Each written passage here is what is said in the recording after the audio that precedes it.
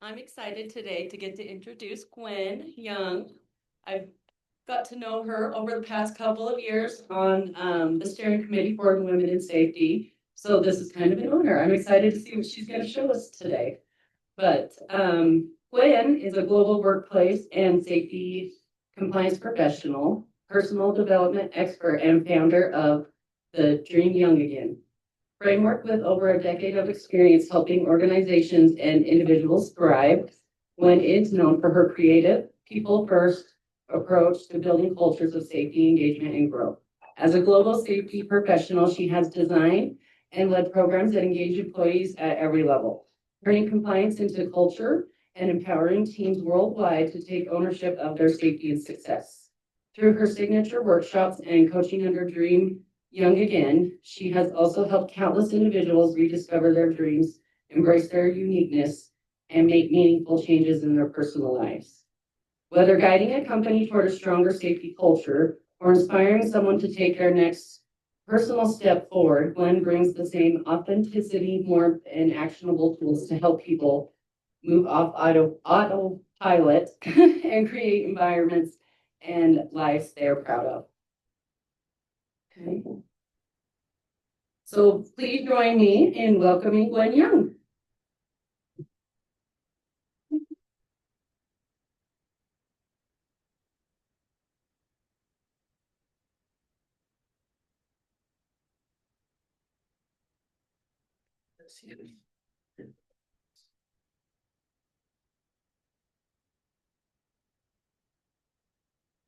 So good morning, or I guess we're close enough to good afternoon. So good afternoon, everybody. And you guys can just tell me good afternoon right on back because we're all participating. So good afternoon. Good afternoon. There we go. Yeah, we're not in church, we're not in funeral, so we can be a little bit, talkative. So, so I am very grateful to be here. I am very passionate about employee engagement, but I'm equally as passionate about safety from all levels. So I hope I can bring that to you. We're going to go through the agenda, but I'm going to read off what everyone's written here because I will adjust as we go. But today we're going to talk about just creative ways to engage employees. Have some creative strategies. The one thing I don't believe in is status quo. I call myself the non-traditional traditionalist. I think there are safety programs that are there for a reason, but I think we have the responsibility to challenge them, so that way we can change the industry. So that's kind of what we'll be doing. So kicking things off, why each of you are here today. I know I'm here because I told them I'd come, so. You came because you volunteered to come, so. So team safety. Getting ideas to energize workforce to have a safety mindset. Here to learn new ways to keep building a safety culture. Here to learn more about safety and able to pass knowledge on.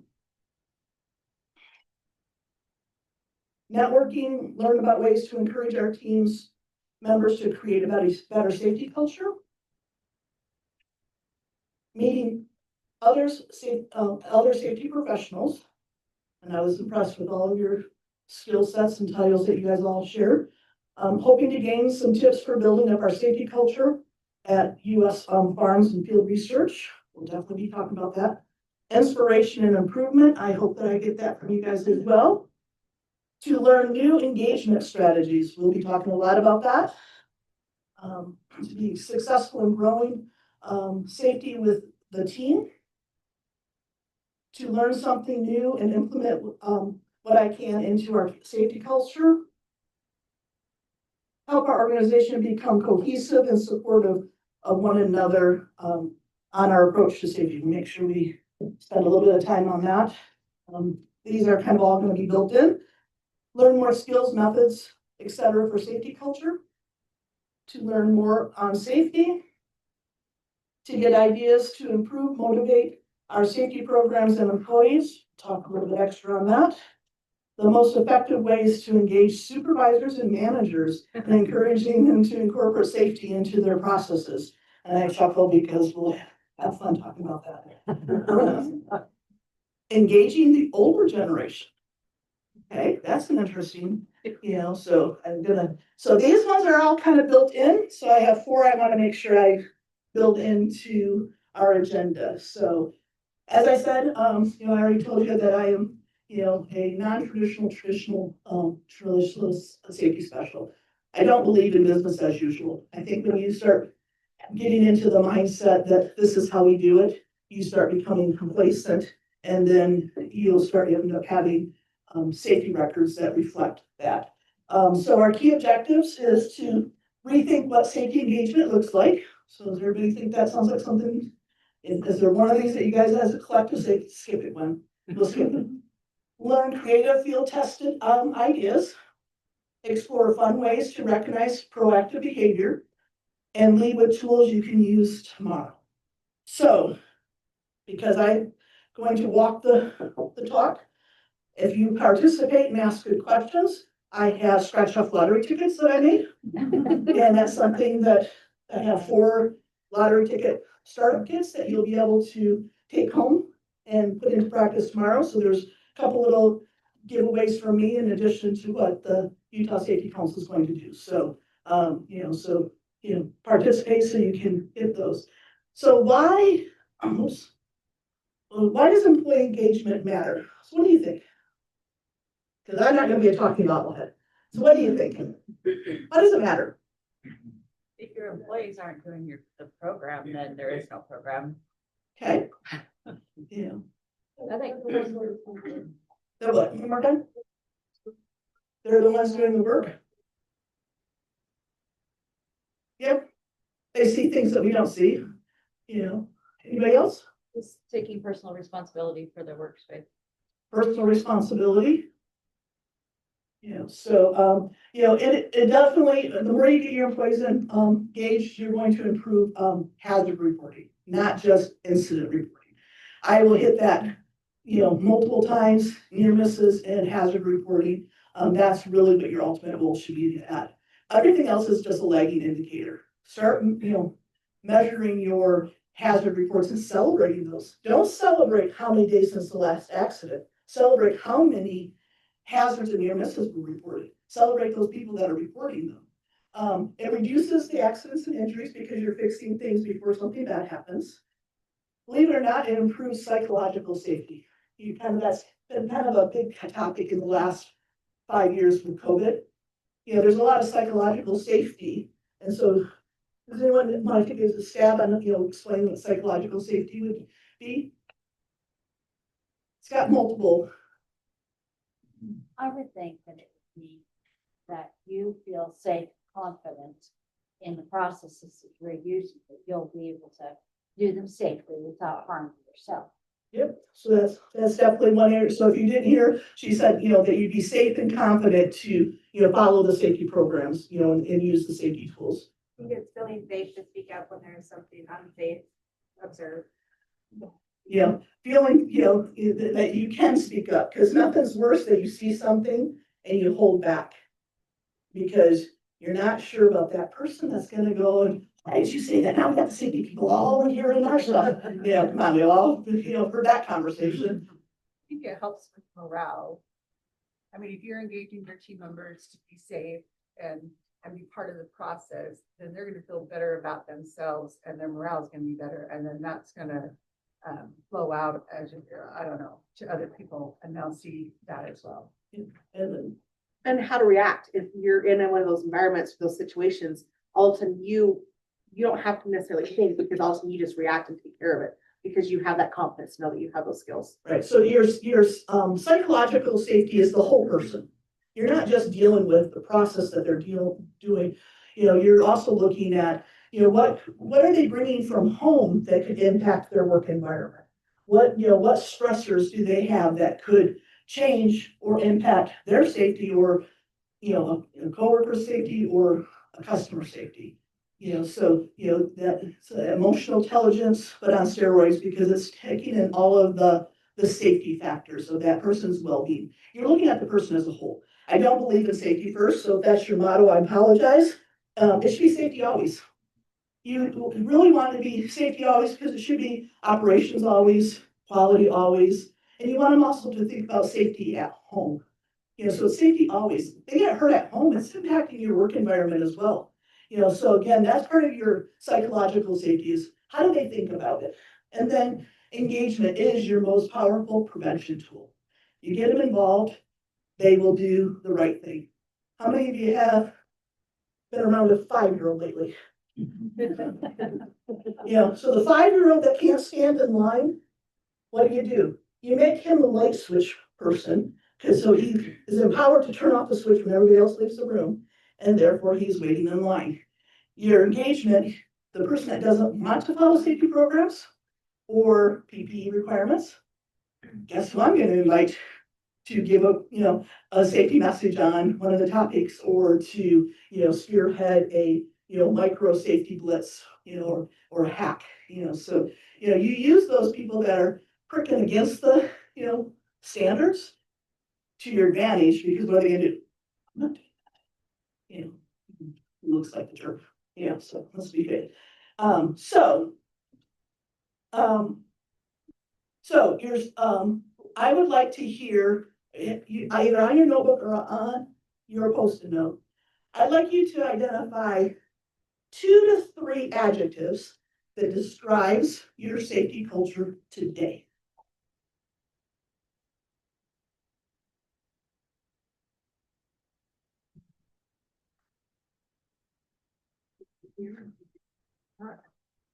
And if you're, if you work more independent, maybe, describes, like what you think the safety industry's, pulse is. And if you guys don't think you're gonna participate over there, you can put your right down your little adjective.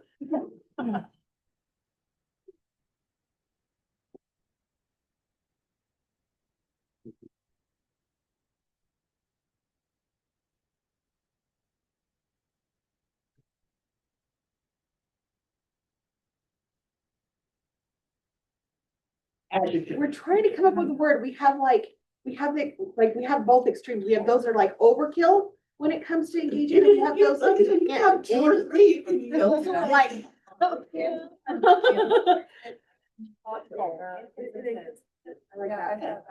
Yeah, and that is pretty common, that you would have both sides of, the coins, especially as we kind of talk about the age of your safety, programs.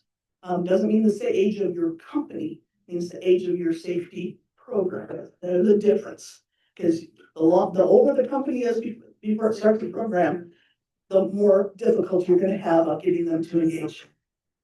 So, anybody want to share 1 or 2 of their adjectives? One more time. Okay, that's a good one. I hadn't thought about that one. So hesitant is an adjective. What other adjectives? So I picked for one of mine spotty. Spotty. Spotty. I've got some areas that they are just fantastic. And other areas, we do nothing hazardous. There are no issues. And if there's no issues, you have a bigger issue. Yeah, those ones that are telling us, look elsewhere. So that's where the bodies are buried. Under the endangered species plan. Anybody else have an adjective?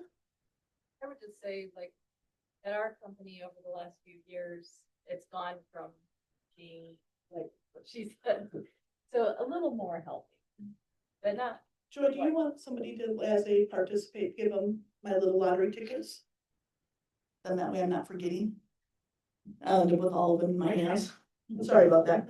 Well, it's okay. Want you to It's get- a little more healthy than it's been. It's okay, so you're on a healthy upswing.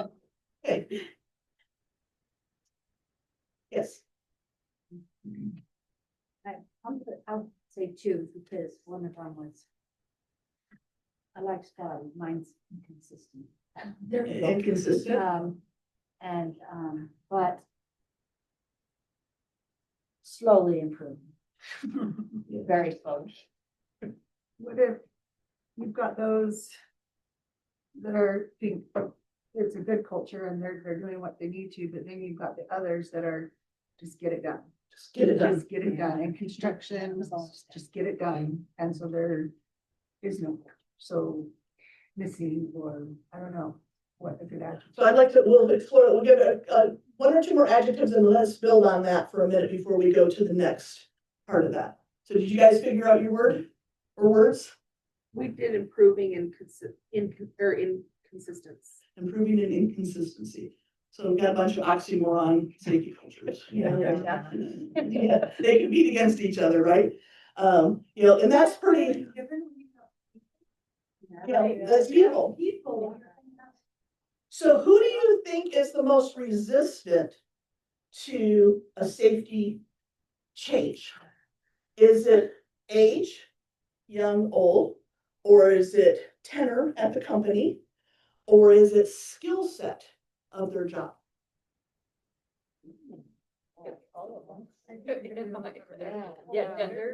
Gender, does, okay, I haven't, with safety, for the most part, I've been pretty fortunate, even though I worked almost my whole 30 years where it is a male-dominated industry.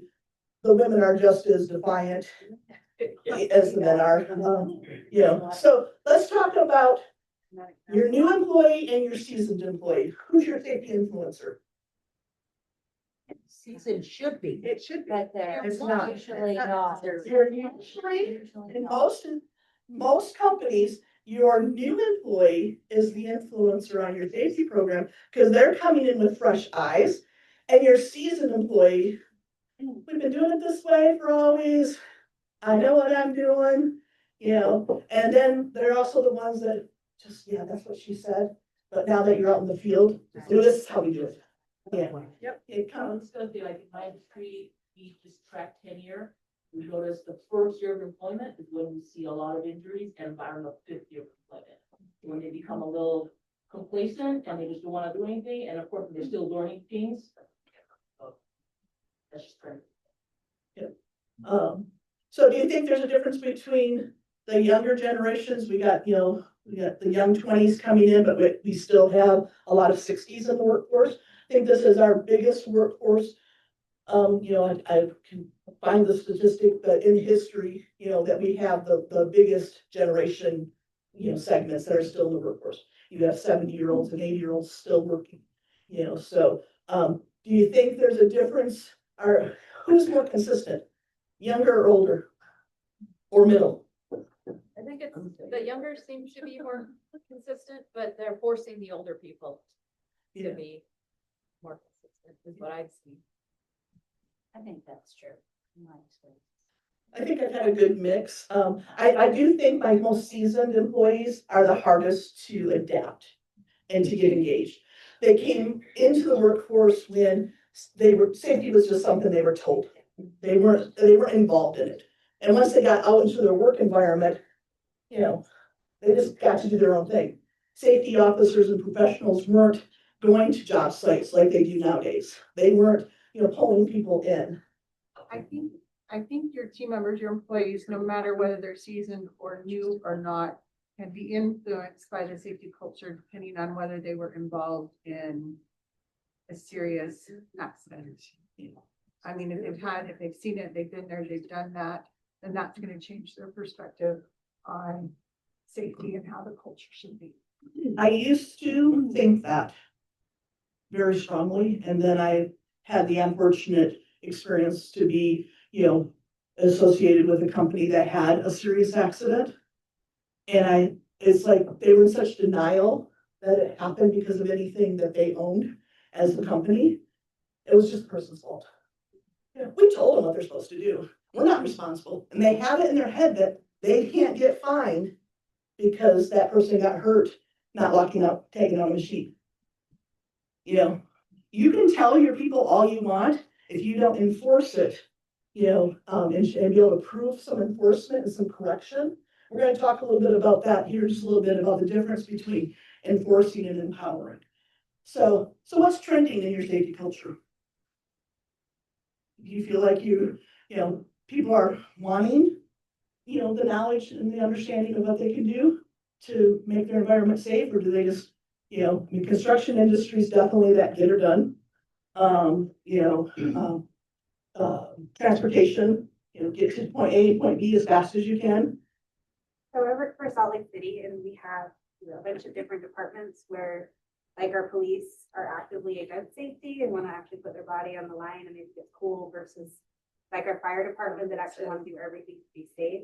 And so for my safety goals, there's like inconsistent city. Yeah, you've got the swings, and then you've got two industries that, not when I say what's trending, there is a camera around the corner and it's going to trend not just within your company.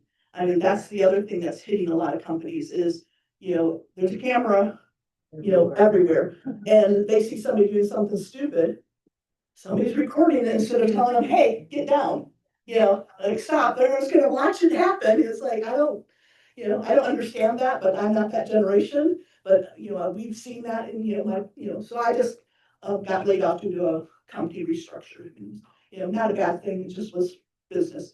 But 6 years with it, and I got to see our young people, something, they're seeing something, and they come up to me, hey, Gwen, look at this, look at what this guy was doing. I'm like, well, that's great, did you tell him not to do that? You're too busy. So do I bring you and him in? Ooh, you gotta do, don't post it on our social channel at work and, show the guy that's carrying somebody on top of forklifts and doing donuts. Hello, and don't post your personal doing donuts with a bottle of liquor hanging out your window and post it on my company social media site. Gonna probably call you in on it, so don't go viral for the wrong reason. Everybody wants to go viral. They'll do the craziest wacky thing. We used to have, I can't remember, I just went blank on it, where somebody would test how bad something would hurt and then get hurt so they could have the time off. Does anyone remember what that theory is called? Darwin theory? Maybe? Yeah. But there would be people that would say, well, how much pressure can I take? And then, okay, now I'm gonna put my hand in there and get it hit so I can have a few days off because I don't have any vacation time left. I worked in that environment, at one point. So, but your safety influencers, this is available. You'll notice you'll have a link to all the electronic files, and this is in that electronic file. But these are your safety influencers. But I want to just, is your safety program, is it being pushed out and driven by top down, your upper leadership?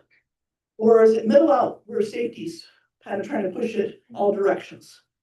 Or is it bottom up? The people in the field are going, hey, I need this kind of equipment, or I need this to be able to do this job, safer and more effectively. Or is it the no guardrail at all? That self-governing. Have any of you had somebody ask if why they can't just self-govern their own safety and decide when to wear PPE and when not? That was my big battle in my last job. Why can't we're professionals, we're skilled. Why can't we just know what we're supposed to do? There's regulations, but. Well, if you ever get approached on that, have you heard of the shopping cart theory? So shopping carts used to be a convenience for the store to do your shopping, and you would get your groceries and you take them to a car, or sometimes they even had somebody take them to your car, and the cart went all the way back into the store, back in the little crowd. Well, then people started getting complacent and was leaving their carts out in, the parking lot. So what did the stores do? Trying to make it convenient and safer, they built those little corrals, and the cart sits by the corral or 2 rows down from the corral. I always tell my people, we can self-govern our safety program when I never see a shopping cart abandoned somewhere odd in the parking lot. Because it is proof that we can't self-govern ourselves. That one little thing says we'll take the path of least resistance every single time. So, but if you look at this, you've got, the difference on your ownerships and stuff, and we're not gonna read all the way through that, but it is a great chart to kind of see where you're at. Some are a blend. Some need to get their executive leaders involved.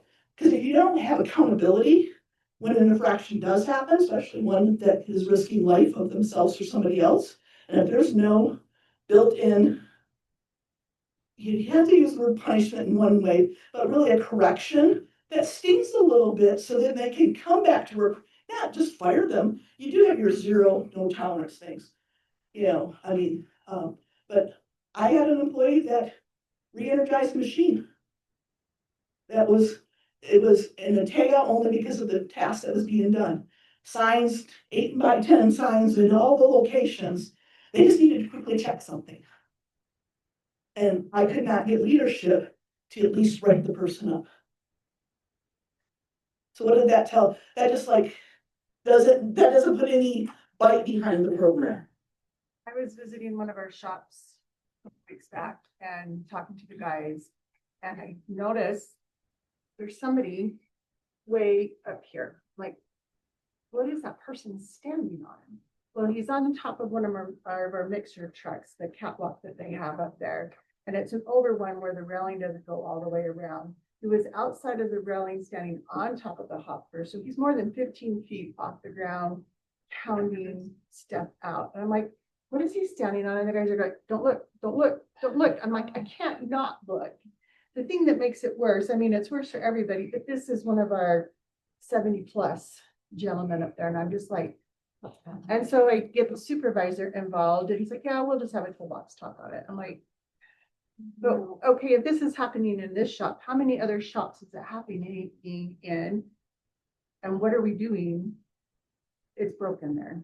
Yeah, and if you're doing toolbox as a correction and you're not documenting it, it didn't happen. You cannot be able to justify something to OSHA showing that you are trying to reinforce and you are trying to, continuous education. So if you're doing those things without documenting with a simple, roster, there's so many things you can do now digitally. There's apps that can be created. There's lots of resources of companies that do that. So who's actively engaged matters because disengaged workers are less likely to report. So then it goes unfixed. And then it becomes an accepted norm. So that deviation, and here's your policy, and they deviated here, and you've let it go for several months. Now this is the new norm, and they're going to deviate again. And then if it's not corrected, it's going to stay here. And then now this is your new norm, but yeah, here is your either your standard or your company's policy, and you're now so far off from it, it's going to take you twice as long to come back as it did to get off track. So engaged workers, they're the heartbeat of your safety program, and what drives them is whether they admit it or not, they like recognition, they like to be seen, they like to be heard. Even the biggest, gruffiest person is like, oh, so long, I'm a stupid safety award. And then all of a sudden you call their name up and give them a pen and they're beaming from ear to ear. And that, or a sticker that goes on their locker. We didn't allow stickers on their helmets. So, but also OSHA expects it. How many of you track the last date of an incident?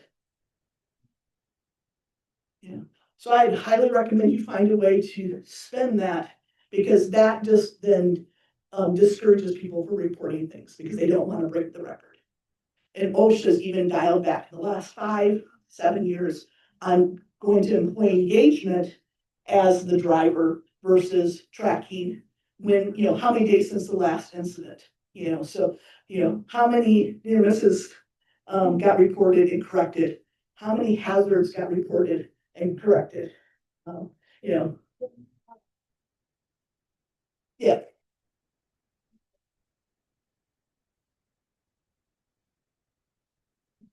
So you've got a pretty good, Cisco's got a good holistic safety program. So if you only give them one metric though of the number of days since the last accident, you're going to stunt your ability to make changes in, and save fingers, toes, headaches.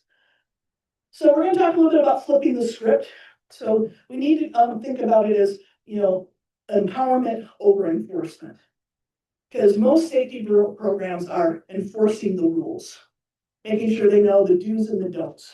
So I used to own daycares and preschools, and you get much better success with littles, telling them what they can do versus what they can't do. I ran 2 big organizations and camps with 3 rules, is all I had to run with children.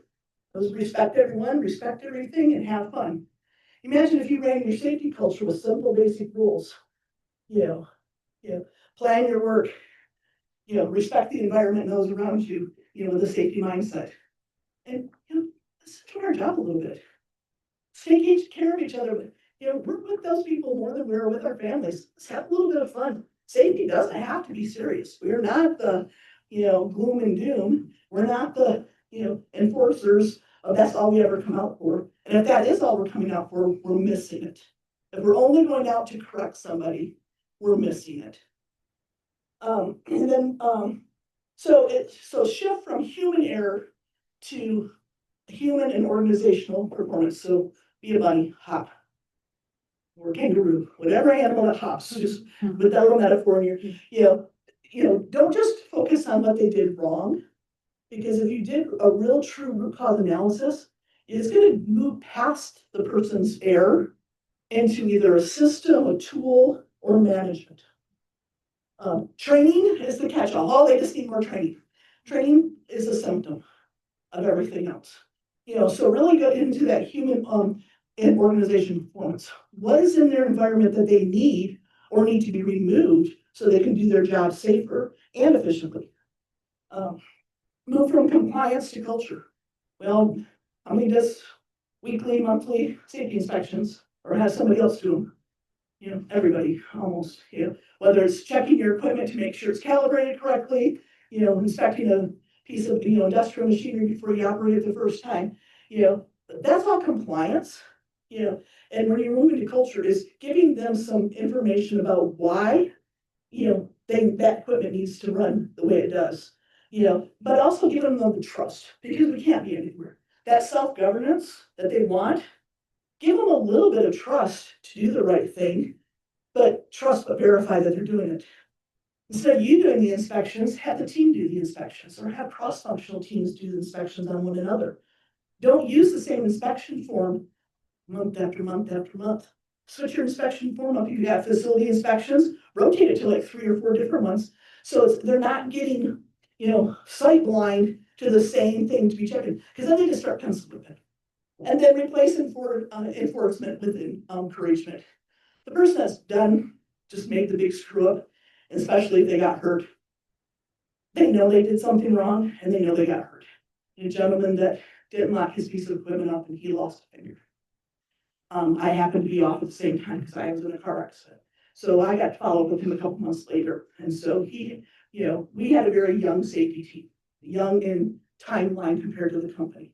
So I was their first safety person ever hired, and they were a 22-year-old company. And I started building their first safety team at 23 years.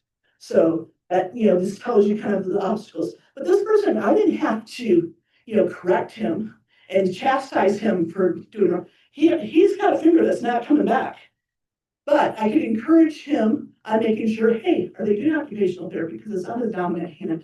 What have you thought about in case you can't do the same job? Have you already talked to HR or have you looked at polishing up your resume?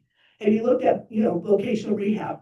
That's, encouragement, instead of enforcing. Did he get a write-up that he didn't lock the machine up? Yeah. But working on a machine that's supposed to be locked up is usually a 0 tolerance. So he got grace there and he knew he got grace. So I didn't have to beat him up for it. And he is one of the biggest safety advocates, because, he has it. I've had people that have made mistakes and I'm like, tell you what, you're supposed to have your PPE on. This is the 3rd time. So I have 1 of 2 choices. Get HR involved, or you're going to start being the biggest safety champion and encouraging and reminding everybody else. Because if I catch you again, I'm writing you up under a policy that I can write you up on, and your supervisor is probably going to either suspend you or fire you. They most of them need their jobs. So then co-create your culture. It's not your job as safety people to create the programs, the culture. It needs to have involvement of all the different disciplines, all different levels of employees. Do safety spotlights. Rotate safety champion of the week or the month. So that way team members can be the ones doing it.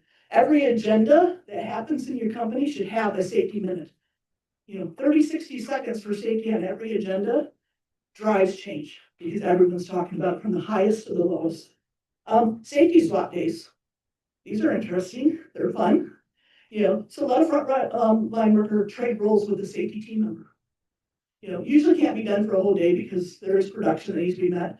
It's insightful for the safety person, even if you don't completely swap, if you shadow, but let them come and see how many emails, text messages, phone calls, whining, crying, tantrums come across your desk. They're like, wow, I had no idea. So it creates empathy on both parts. Quarterly safety hackathons. I love these. There also would be kind of like a Kaizen blitz for safety. But safety doesn't need to be involved. Get a team and let safety be there, as an observer, but let the team drive and brainstorm the problem and the solution. And it goes right on to employee-led action teams and worker design campaigns. Safety teams, you can design the campaign and the other people have to just follow it. Have them design. Maybe out of 4 quarters, safety does 2 and the employees do 2. But give them some guidelines. You can't just say, oh, create a safety campaign. They're gonna just freeze because they're like, I don't know what to do on that. So my favorite thing is engage the mind and reach the heart. They want to be heard. They want to be seen. They want their story to be told. Somebody who's had a near miss or a bad accident, they don't want somebody else to go through that. So let them share their story in a safety meeting instead of you just giving this hypothetical, this could have happened, it could not. Everybody in the company already knew what happened with this bad enough accident. They probably knew you from the safety team. Come on, the right time trumps the right message. So do we talk about, electrical safety after a near miss on a lotto incident 3 months later? Or do we, pull everybody in and talk about it right then and now? Your timing, beats, the message. Even your stretch break announcements. How many of you have regular stretch breaks, whether they're in the field or not, that they get a little chime on their phone or their computer to stretch? One company does YMCA because you have to get your arms out, you're standing up. They said that's like the perfect stretch of both directions. I'm like, okay, reverse mentoring. Younger new employees, mentor the older ones, vice versa. So they're each mentoring each other, but they have a role and they have a purpose. We're just going to touch really fast on these because you have them, and I want to be able to get into Joy. What is my end time? Okay. I'd like some time for questions. Yep, we got some. We're going to do some questions in between this before we go. So tools for engagement. Questions of the day. I love Post-its. Having a board that's near the safety area.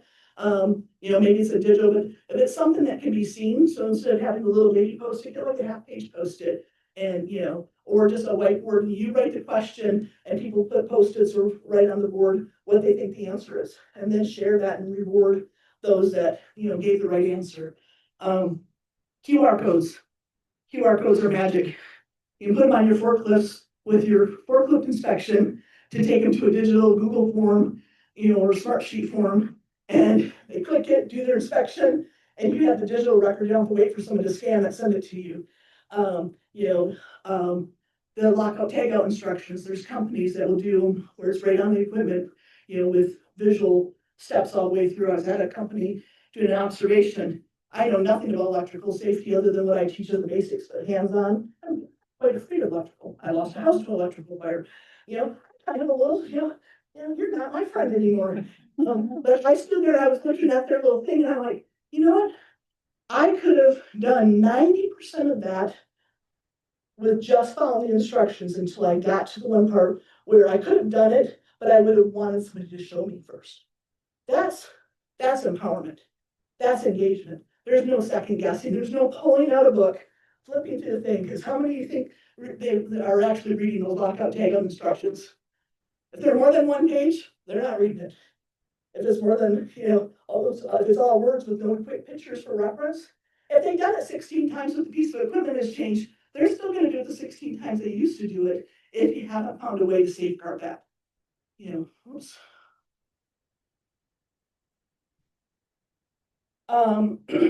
color coding, tags on equipment, ladders, even your, 5S equipment.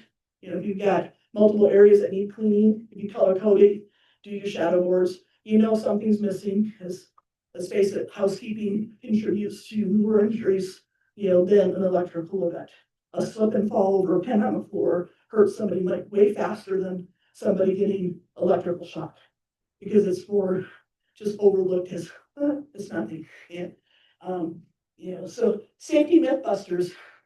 You all have your, each company has their own myths, the things that they think is fact. Mine was, well, Gwen says we have to do it. Like, I wish I was that powerful. But OSHA makes me do it, and I don't want to go to court. So debunking what they believe is the myth, or even an industry myth, like lockout tagout. You can do an alternative method and bypass the full lockout tagout for certain things under OSHA's regulations. You have to know it, and you have to know it well, and then you have to put the program together, and you have to put the training together, and then you have to reoccurring training and do the slot inspections, but it can be done. No, we can't, so how are we supposed to do this? We can, and so debunking that, so that way they just don't bypass it altogether, they still take the extra safety protocols that you put in place to keep them safe, without just, well, I need to do this, and I can't lock it out, so I'm gonna just do it my way. Great, challenge coins. I still have a challenge coin from about 15 years ago. I'm doing a big investigation at another company, was there for 2 weeks before Christmas. And then they brought me back right after Christmas for another 2 weeks in the middle of nowhere, in 5-hour drive. And, but at the end, they gave me this nice little challenge coin that had their company on it and stuff, and a little handwritten note from the CEO. That meant something. It meant something to them that somebody took time to not just put the Band-Aid on their problem, but help them find a solution to the problem. I just facilitated the conversation. I didn't dictate it. Keep it fresh. How many of you have safety posters up? Wear PPE. Are they the same posters as it was? Cisco changes them. Amazon's great about changing theirs. There's some companies that use their employees' kids in pictures holding a sign, wear your hard hat, Dad. But if it's the same sign that's saying safety glasses must be worn beyond this point, and it's been the sign there for 3 years and it's got more dust on it than it's got, fingerprints on the safety, glass, bucket, no one's even seeing it. They have just become completely blind to it. So make sure your signage is fresh. Even if it's the same message, which should be the same message, but make it look different. Change it out. The same poster for 6 months, no one's looking. It's just noise. It's not even noise at that point. It's just something they walk past and they don't even see. And then something will happen, you'd be like, oh, we had a sign. Yeah. Here's your sign, change it. And then also use funny moments, real stories. Again, you can have a little bit of humor. You can, if I had to be serious all the time, oh gosh, I wouldn't make it. I just wouldn't, I have somebody that will be challenge me on something, and the next thing you know, it's not, I'm like, so how's that working for you? I said, okay, when that doesn't work, why don't you go back to what Gwen said about 2 months ago? Try that way. It might just work. And so, but using employees' photos, we had a safety day. We actually took photos of the kids with different reminders, on it, and the parents just loved it. So before we get into functional safety, so we kind of talked about some of the engagement, so the engaging the older generation. So I just want to make sure we cover that to make sure whoever is hoping to gain that. Has that been answered with some of the stuff that's been shared, or do we need to kind of expand a little bit more on the generational gap or the sandwich generation of safety? That was ours. I'm gonna admit it right out. We do have a generation where we've done this from this way from the get-go, and we're not changing. And it's hard. It's like pulling teeth to get them to realize the importance. So do they know it's important because it's in the policy, or do they know it's important because there's some statistic or some industry data, Or is it just they're skilled, and this is what they've done? So what if they had to train it and they're accountable for the training as the trainer of that topic? Maybe. Yeah. Okay, so you're kind of take your piece of paper, take one of your Post-it notes, and I want you to write a big question mark on it.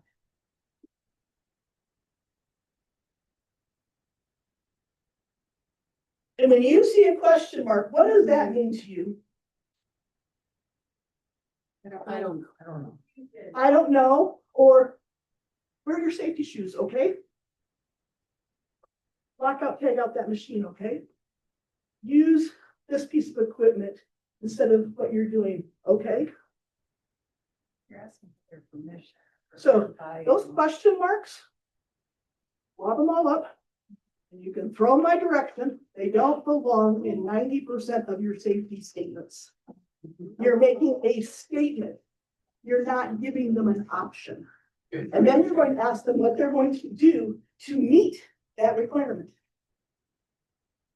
But you do not put question marks where question marks do not belong. You can apply that to your children, your spouses, your team members, anybody. Don't put question marks where they don't belong. It just has you in this hamster wheel cycle, begging them to participate when it is a requirement.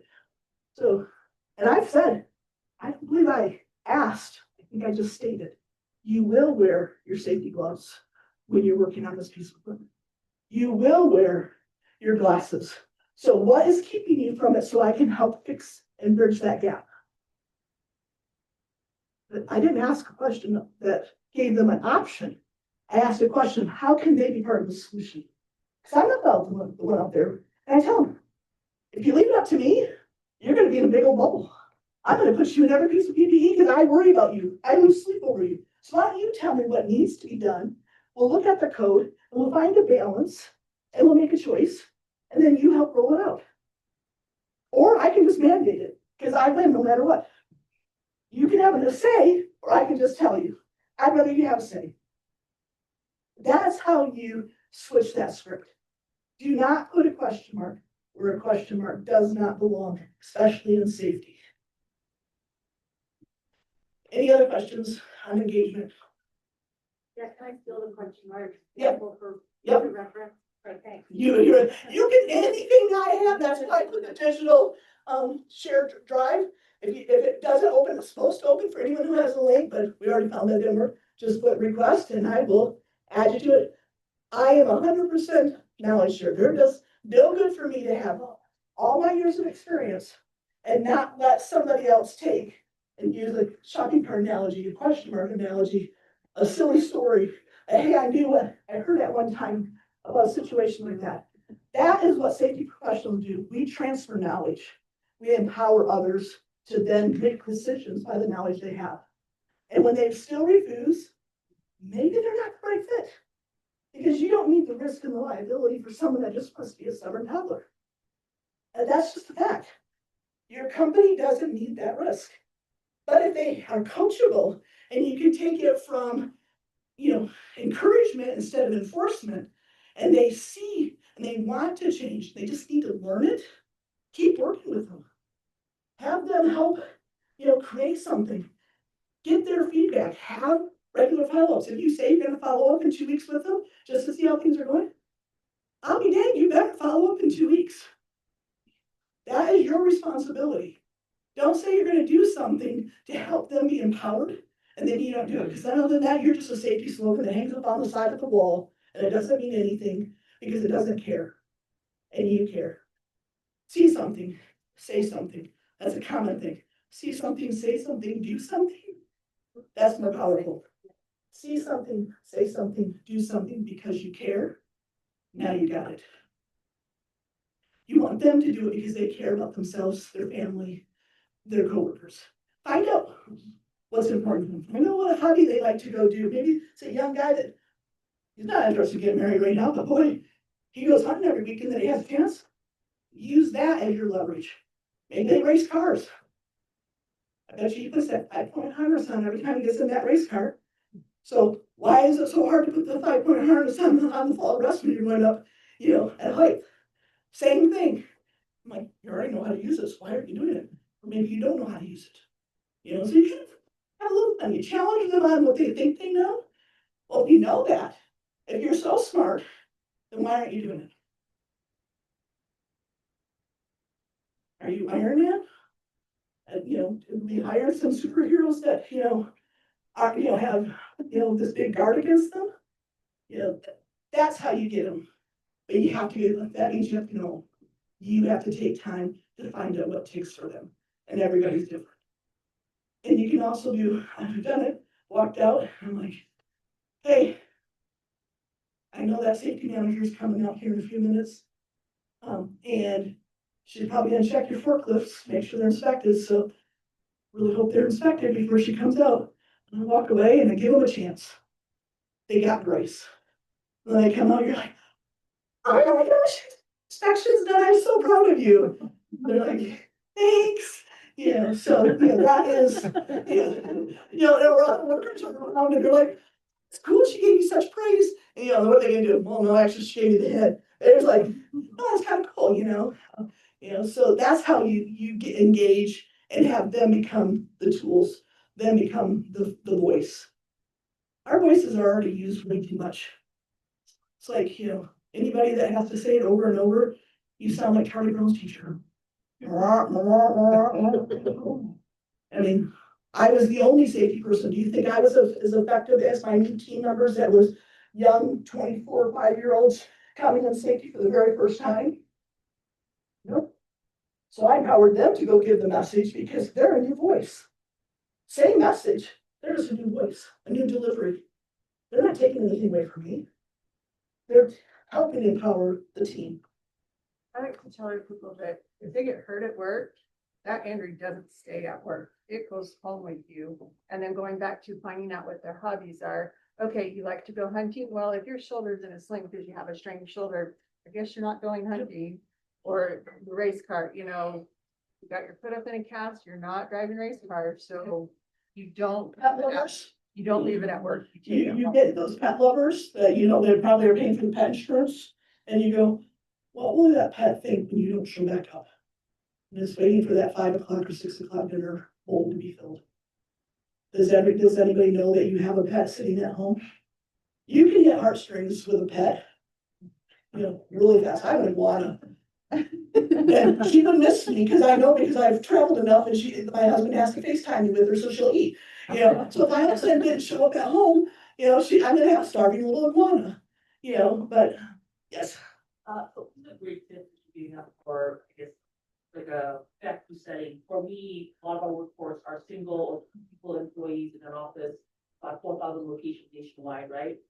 How do you, if you have one thing I could take back to my company, what is one thing you tell us just to how to keep these guys motivated and engaged when it's just you working by yourself or you and somebody else, I would start off asking them what ways they would feel engaged by you and let them answer the question back.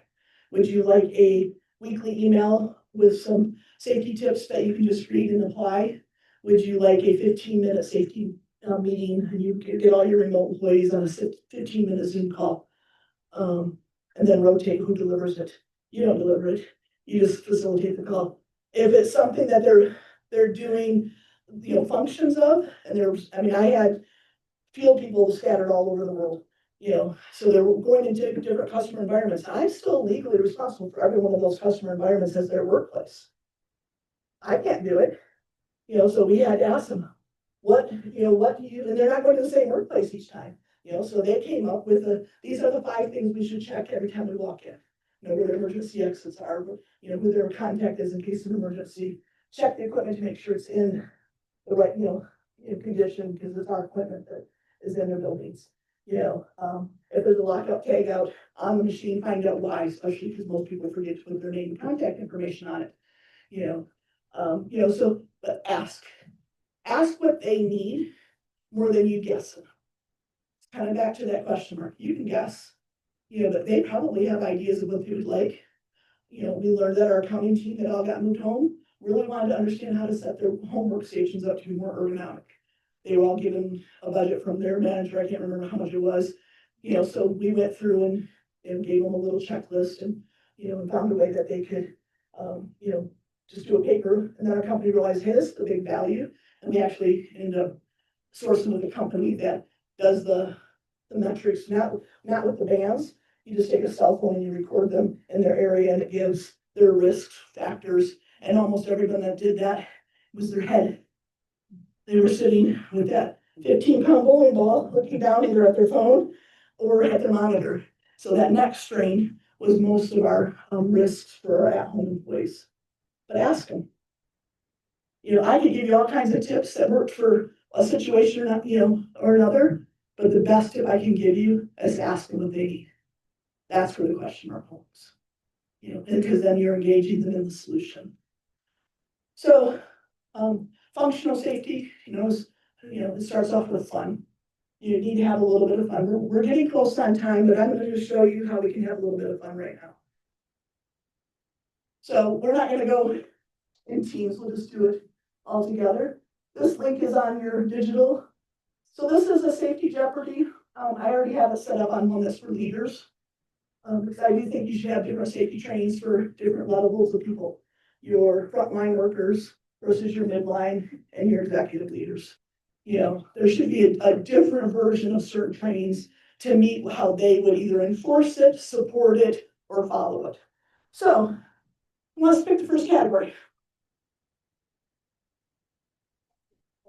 Okay, which one?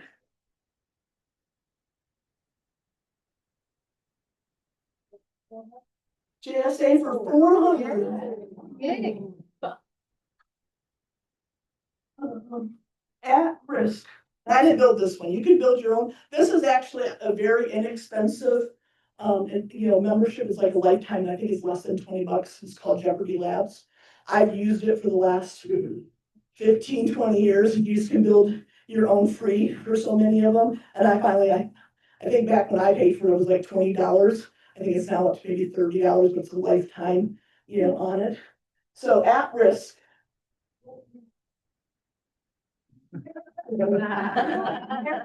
So, what is a behavior observed? It's pretty close. What is it? So there is a scoring. I'm just not seeing it on the screen, but if you're doing, we're not doing teams. If you're doing teams, you just do plus or minus, and it's going to keep a score because I don't know. I'm not from the generation that we got participation ribbons. I want to win. And so,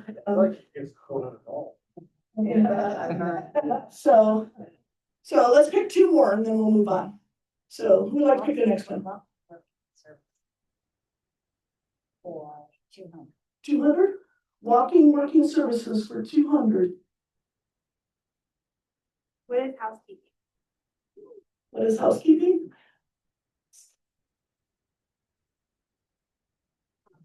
Yeah, so that's why I get off the bells and whistles going. All right, one more. Let's pick our last one. Emergency instance for 300. The meeting point to gather in case of a fire. Assembly point. What is the flagpole? Yeah, what's the assembly? She's right there. What is the flagpole? And some people have an assembly point. And that's really for like Navy, but it's triple S, so that's for. So what is the muster point? So what do you do if you have somebody that is illiterate? So I actually became a safety manager at a warehouse, and the gentleman that did the custodial was deaf, mute, and didn't speak or sign. And so I'm like, so how are you guys been doing the safety training? But he was smart as could be. I mean, it was just amazing. I'm thinking, oh my gosh, if he just had this one extra little sense, he would like be amazing. So we came up with a visual jeopardy that the team knew that, so his name was Faze, that we could come up with a visual thing. And what I did is I did happy or sad or happy or mad signs, and we had them scattered out for everybody. It wasn't just him having them. That's how they answered. Is this gonna make Gwen as the safety person happy or mad or sad? You know, but we were able to show that we trained him and that he lived with the owners. They brought him over from Samoa. And they were able to communicate with him in a way that like he knew who to report an incident to. So we had visuals, like if somebody fell off the ladder with a picture of the manager on that shift that he should go talk to. So you have to think of those things. You know, you might have a situation, and if the person's embarrassed, you might not know that they're not able to read that. You know, so again, how are you gonna know that? You're gonna become engaged with the people. You're gonna build connections. You're gonna have conversations that build those connections. So, the safety jeopardy lab is on your electric resources.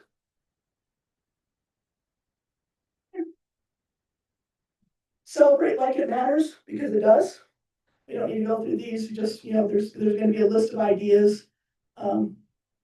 Make reporting cool, because it is. You know, you start telling them that they're a safety rock star or a safety hero or, you know, whatever they're into, and you reward them with their language. I mean, I had to learn about Dungeons and Dragons, and I'm like, okay, you know, and we said, okay, well, how can we take this? Because we had a whole set of young engineers that all got together and played Dungeons and Dragons. How can we take this experience that they do outside socially and help them bring it in and be part of the safety conversation? So I asked them, you know, and so, you know, you have to play the right card, you have to pick the right weapon. So you have to make the right choice, pick the right tool. They did it. I didn't know anything about it. I'm like, okay, that's not my role, but good on you. So we're gonna, because of time, safety celebration brainstorming. I want you just to, you know, make a commitment to yourself that you'll get with a couple other individuals at your company, or somebody that you've met at a, an event like this, and brainstorm some safety celebrations. You know, it can be something as simple as, you know, a big bowl of miniature Snickers bars and with a sign that says, "Safety is nothing to snicker at." You know, They love that. the more geeky you are about safety and the more off the normal, the more you become real. And you're not just this authoritative figure saying, don't do that, stop that, wear that. You know, it's like, sit down, put your hands, you know, hands on pockets. We're not those people, we're not preschool teachers. We're encouragers, we're empowering coaches more than safety officers. So I want to make sure I have a few minutes to talk about safety committee. So as a safety committee. Oh.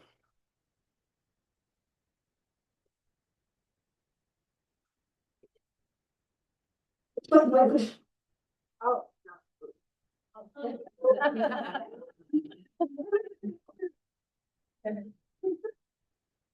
I've seen it all here.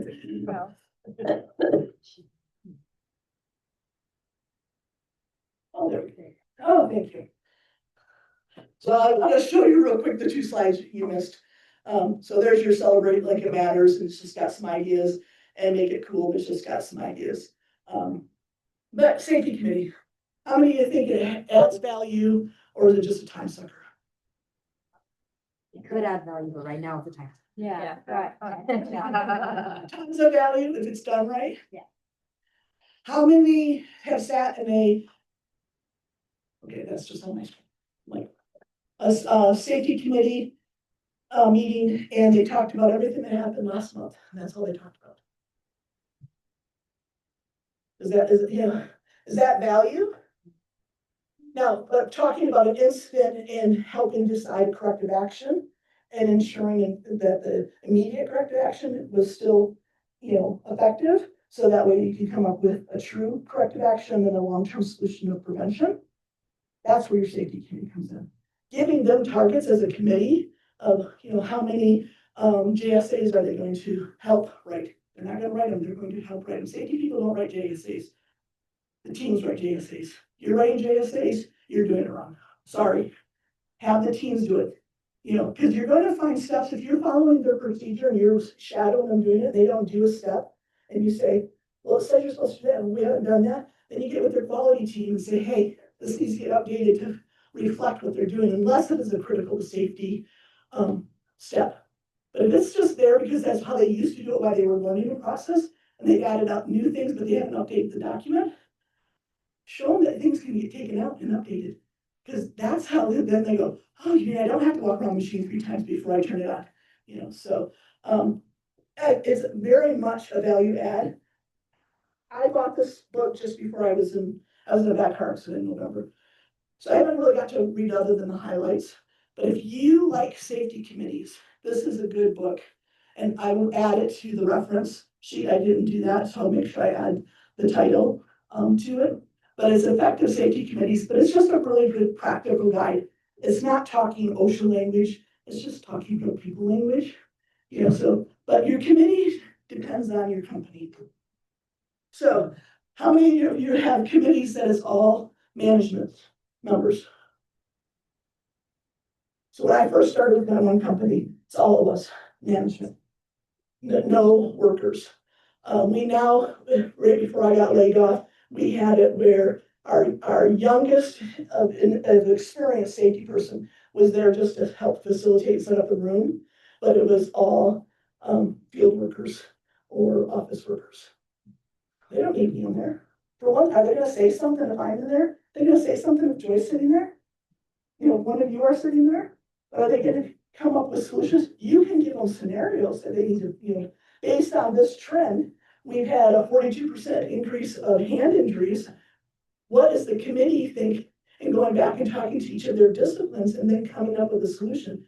But the biggest thing, they should be reviewing incidences and making sure the mitigation action is still effective. Does no good to fix something with a Band-Aid that needed something more, and then it takes you 2 months to get a long-term solution in place. So, but it also does have direct financial ROI. So on your digital thing, there are some talking points. When you have to convince your leadership that is not just a waste of time and money of pulling, 5, 7, 11. I always recommend the odd number, because you get to have a tiebreaker on things. But it showed the ROI, so return on investment of having a safety committee. Maybe your culture is pretty strong and you only meet once a month. Maybe it's brand new and you need to meet weekly. Maybe you've had a serious incident that you need to really do a full root cause analysis, and they should be trained on how to do those or participate in them. Safety team should lead those, or the quality team, but the safety incident, the safety team should lead them. But also, I just noticed I have a typo, so fix that too. It increases your employee retention because they're empowered and they're taking part of the decisions. They're going back to their team members saying, they're like, can you believe the safety team is making us wear gloves when we're working on electrical? Well, we made that decision as a committee. And they're like, oh. They can't just blame it. Because how many of us, come on, we all blame OSHA for something because it gets us the path of least resistance. They blame the safety team, and plus it keeps us in compliance with all regulatory standards. And make sure you know your regulatory standards. If you have people that work outside of Utah, make sure you know your standards in those states. If you have people that work in other countries, Canada, every province has their own reporting requirements if that employee lives and works in Canada. So I had 6 different countries my team had to be educated on just basic reporting requirements. You have to know that. And that's where your role is. You're the one that goes and researches the standards and the updates. You're the one that follows the forums to be updated. You're the resident expert on changes in the industry. They're the solution makers of how to apply it within your company. So, final Q&A. Questions, ideas, takeaways, tantrums?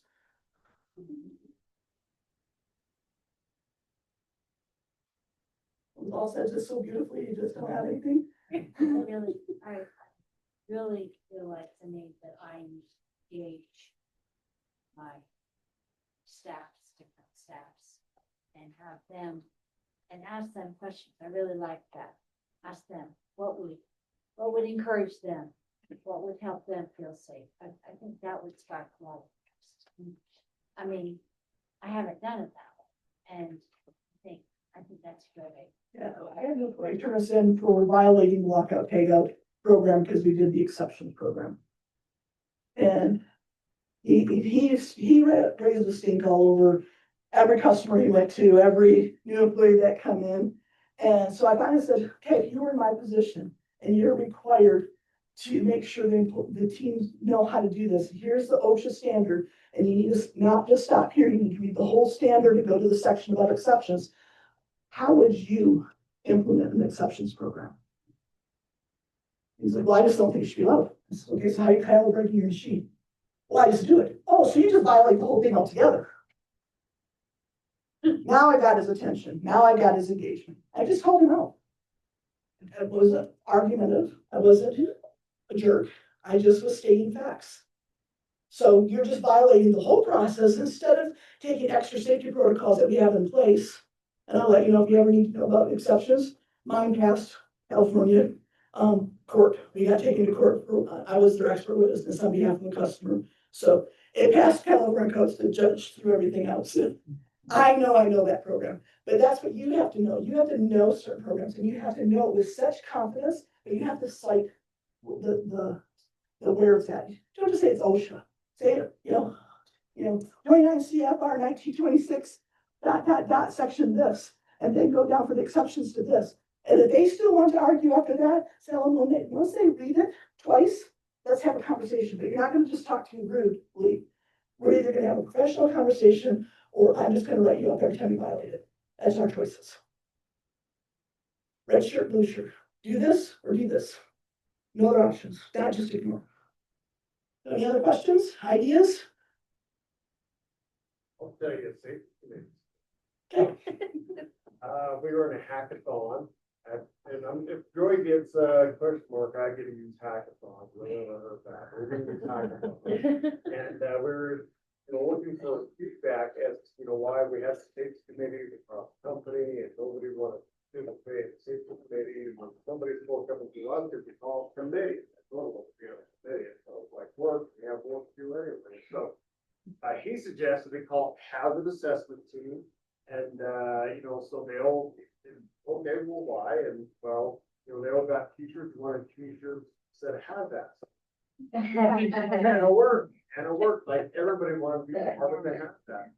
We have these people running around identifying hazards in the workplace, and, our experience modification dipped, and it turned into a very popular. And you use something that was fun to them, the little pun of it, what a better way, my little Dungeon and Dragon team, we probably could come up with a whole little thing to play off that, because there's a whole group of them. So the biggest takeaway is you don't have to have a big budget or a perfect program to have recognition start tomorrow. Post a note on somebody's computer, a message sent on the computer. I will let you know there's a survey down. A handwritten note means more than an email note.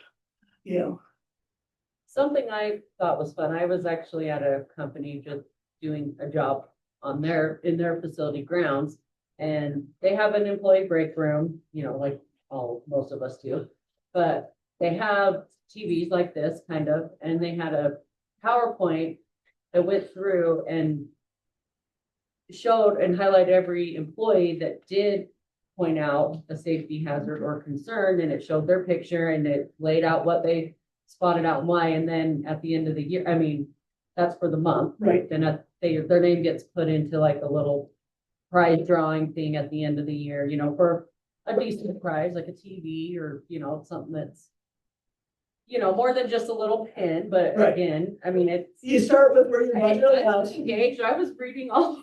And what happens, so let's say we see Candy's name run across and it gives like what hazard. Now I get to ask, wait, I think I have that on my place, but not quite the same. I now get to engage with Candy and ask her, what did you guys do to fix it? They didn't engage with safety people, they engaged with the employee. Yeah. That's what you want, small fun, efforts build big trust. Your little things that you do, the little, love your safety shoes with a wink, or if they don't have them, sure that safety manager is going to come out. I hope she sees safety shoes on your feet, and you give a wink and you walk away and you come back out in 10 minutes. And if they don't, then you send them off the floor and have them get on. You give them a chance, but you don't leave it for all day. Like, did they or did they not? And then celebrate your wins. the safety team gets beat up, let's be honest. You're the bad guys in most of the situations. Sometimes you're dealing with people in their worst, case they've gotten hurt.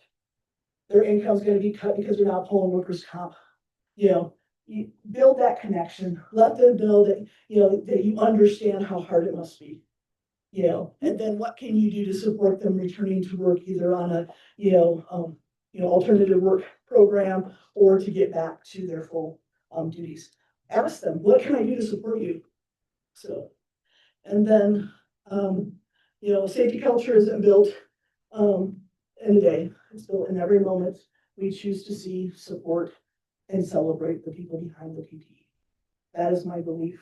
I hope that you take that back to your work environment, but not just you do it, empower them to do it for one another and for themselves and their family and their dog and all their hobbies, and so, it's not about checklists, it's about connections. Everybody's right. So before we do our drawing, did I miss anybody that participated today? Or did I miss anybody's question? Okay. All right, you're up. Okay, so scratch off just like a lottery. I mean, I know we're in Utah, I come from Michigan, so lottery, scratch off tickets was like, You got a notebook right here. I know